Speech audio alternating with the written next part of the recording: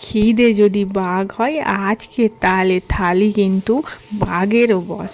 কারণ খেন্তি পিসি রবিবারের এমন থালি হাজির করেছে না, সেই বাঘকেও বস বানিয়ে দেবে গো। প্রথমে নিয়েছিল সাদা ভাত গরম গরম, সাথে ছিল কাঁচা লঙ্কা উপরে একটা।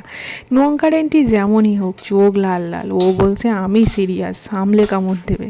তারপর ছিল স্যালাড, টমেটো শসা পেঁয়াজ। এগুলো তো আবার ডায়েটের নামের জন্য দেওয়া, যাই হোক রবিবারের থালি কি আর ডায়েট মানে। তার সাথে ছিল পেঁয়াজ কলি আলু ভাজা। এবার ফ্রিজ বলছে আর ফ্রেশ রাখা চলবে না পেঁয়াজ কলি, তাই ফ্রিজ যাতে রিজেক্ট করেছে সেই জন্য আমিও থালিতে নিয়ে হাজির হয়ে গেলাম শেষ করার জন্যে।